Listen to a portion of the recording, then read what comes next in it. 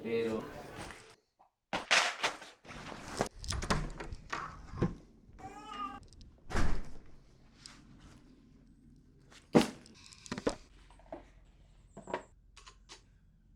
go.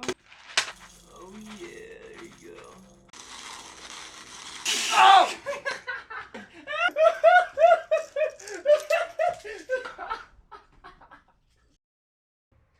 So I made some coffee for us as we talk about these things because, you know, you gotta have coffee when you're having a good conversation, a very two-way conversation.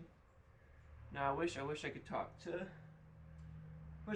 you guys in person, but I'm making a video instead. So I'm gonna try to do this in one shot because it's just hard when you're editing on the computer and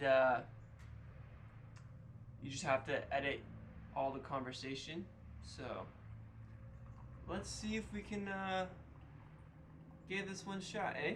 So yeah, let me give you a little brief description of how the whole Dunamis documentary came to be and how that became a reality. So about 2 years ago, I was on a gap year called the World Race, and we stopped in this country called Ecuador. And Ecuador actually wasn't even on our route, but we ended up there because this whole COVID thing happened. And anyways, we were in Ecuador, and we weren't supposed to be there, but we were there. And we ended up at this ministry called Dunamis. And Dunamis helps get girls out of sex trafficking situations where they're being, not even just sex trafficking, but places where they're being abused, where they're being exploited. And yeah, and they help them. They bring them this beautiful safe haven, as you guys kind of saw in the video earlier. And they just love on them. They teach them about Jesus. They teach them how to live on their own without having to go back to prostitution or abusive families or abusive situations. So yeah, as we were at Dunamis, I really got to see the weight that sex trafficking has and sexual abuse has on a person, specifically women and girls, and how the things they go through are literally insane and so traumatic and so dark and so demonic. Just the abuse they have been through was just so, I've never seen it that bad before. I've never seen a little girl just feel or look so just numb to the world or numb to her surroundings. And but then something happened, guys. Something happened when I was in Ecuador in Dunamis, where we saw this girl come out of sex trafficking, specifically situation of sex trafficking. And as she was at Dunamis, she showed up in a cop car completely numb. I remember seeing her for the first time and her face was just glazed over. No emotion. She didn't speak to anyone. You could just tell she had trust issues and that she didn't want to talk to anyone. And I remember just seeing her and my heart just breaking for her. Like, God, like, I just felt the love of the Lord just over her life. And I felt the Lord's heart just breaking. But the beautiful thing about Dunamis is they never give up on these girls. That once these girls come, they seek after them and they pursue them and they love on them. And they do it with such wholehearted hearts. And it's such a beautiful thing to see. And this girl that came, she slowly started to change her mannerisms, her facial expressions, her facial structure, like actually physically being able, like started to change. And as these physical traits started to change, her spiritual traits also started to change. And she just became a completely different person from the time she got there to the time she left. And this is just one story of a girl that was radically changed through just being loved on, getting taught about Jesus, and just, I don't even know how to explain it, but God is so good. And he takes everything that happens to our bad and he turns it to his good. Like, that's actually something he does. He redeems anything at any point, at any time. And so when I saw this transformation happen, when I saw what the Lord was doing at this organization, I don't even know if y'all can hear because there's dogs and like a weed whacker going on right now. But I'm just gonna keep talking. As I saw these things happening, I feel like the Lord gave me a dream to document it and to make it a reality for other people to see through video. And so I actually tried to do the documentary on my own, but it actually didn't work out very well for me because I didn't really do video at that point. I didn't really know how to use a camera or really anything. And so I kind of just let that dream die for a while. But about 5 months later, after I got back from my gap year, my friend JP was like, hey bro, like, remember that documentary you were talking about? Like, dude, what if we went back to Ecuador and actually did it? And so, bro, I was like, yo, I'm down, dude. Like, let's do it. Let's make it become a reality. I believe this is something the Lord wants to storytell through and show people all across the world. Share these girls' stories and make them known to the rest of the world and say there is light within something this dark. And so we assembled the dream team, man. I got my boy Wesley and I got my boy John. I said, hey guys, like, do you all want to be a part of this? They're like some of the best videographers on the East Coast that you'll ever meet. Some of the most genuine dudes ever. And we got them in on it, and we assembled a team. We got our good friend Esther, who is the translator for the whole entire documentary. Then we have my boy JP. My boy JP, literally, he just did everything, man. He went from communications to just literally anything you could think of he did on the trip, and he just made it come together. He was the one that reminded me in the first place to go back to Ecuador, and he was such a blessing in my life, and he still is. Shout out to JP. Also Gianna, she is someone that was on the team sheet. We went to Ecuador twice, the first time, and then we went back a second time. She went on the second trip for the documentary, and she was just such a blessing, such a help. She had so many creative ideas, and she's another big reason why this thing happened. And so, yeah, we went back and we made the documentary. We captured what these girls were saying. And to be honest, the first time we went, we literally had no idea what we were doing. We were just 3-4 dudes that had a dream of doing this. And we actually went in the first time not having a translator. So we're interviewing these girls with not having a translator. And the whole thing was just kind of weird.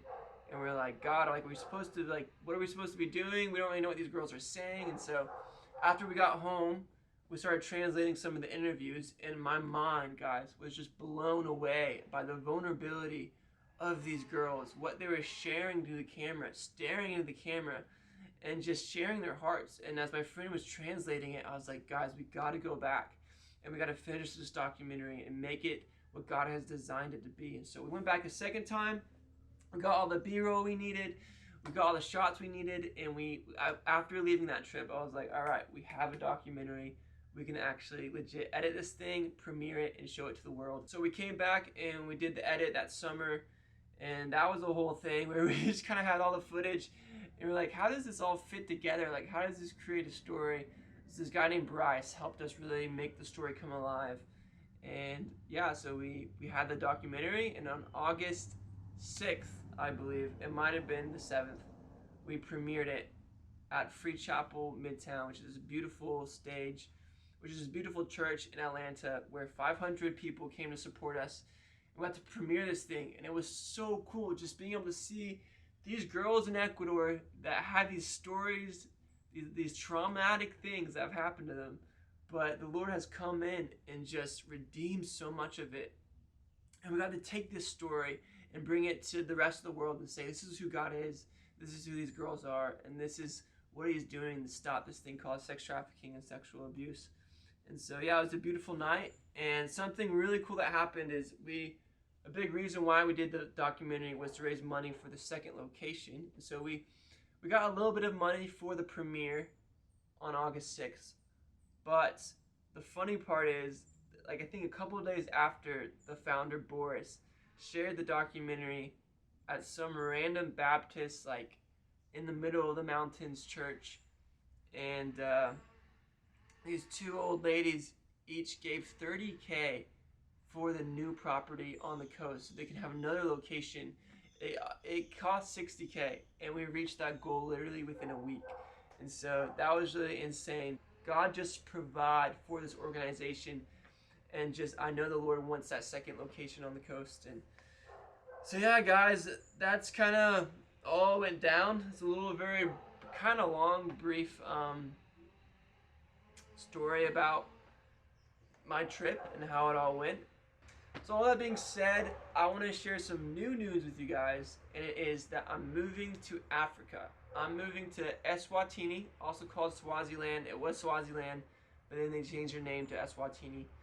But it's a really interesting place. It's the last standing monarchy in Africa, which means it's ruled by a king, and it's literally one giant tribe. And so this country actually is in a pretty bad situation. The king isn't a great guy. He doesn't really support his people, doesn't really love them, doesn't really give them what they need to flourish in the country. The average age for a male is about 53 because of AIDS. So there's this rampant age running around and just demolishing the country. And so there's this new generation of kids that have no support system. And so why I'm going is I'm going to partner with an organization called World Race, which is I did their gap year about 2 years ago, but they're assembling a team to go to Eswatini and to capture the needs in this country and put them online. So we'll be capturing these needs through the art of video, putting them online, and supporters will see these videos, and we're hoping that as supporters watch these videos, they'll just their heart will break and start to line up with the fathers about feeding the orphans, feeding the widows, and really just what that means. So as the supporters start giving to these needs in Eswatini, my job specifically will be updating the supporters about where their money is going, how it's having an effect. Be like, hey guys, like, watch this video, look what you guys did, like, by you giving this money, like, this kid is now completely in a healthy state. By giving this money, like, we were able to build a school, you know. So we have a lot of cool opportunities coming up where I'll be able to get really creative about how I can raise money for this country and for these projects through the art of video. Another exciting factor is I'll actually be teaching about 10 to 6 Swazis how to do video. So I'll be teaching them how to edit, how to storytell, and so I'm just really excited for this move to Africa. I'll be there for like 6 months, and I'll actually be raising full support. So I'll need about $1,500 a month. So that would be food, transportation, stay. Just for me to really be able to live there and be present, I will need some funds for that. And so, y'all who have supported Dunamis and supported the Dunamis documentary, I want to thank you guys for that. But if this is also something you want to support me in specifically, I would love to just call you, or you can reach out to me. I'll put my cell phone in the bottom, and we can talk more about specifics. I'll need some monthly supporters, or if it's just a one-time support, that would be great too. But yeah, guys, that's pretty much it. I'm so stoked to be a part of this and what God has in Africa, and I love Africa. It's such a beautiful country, and it really has a special place in my heart. So yeah, that being said, guys, that's pretty much it. I hope you all have a great rest of your day, and make some coffee, enjoy it. And if it's something you feel led to give to me for, you can put I'll put my bio giving link in the bottom, also my Venmo Cash App, and also my phone number and email if you just want to contact me and talk more about that. And yeah, I think that's it. Also, yes, there's also me, John, Wes, and JP. We're the ones that filmed Dunamis, the documentary, and guys, we are going to make more films in the future. This is all in our hearts to all collab together again, but we're all kind of going separate ways just for now. But I will let y'all know the next film we do and how y'all can support us in that. But yeah, all right, love you guys. Thank you for watching this video. Sorry if it was kind of long, but that's pretty much it. Bye.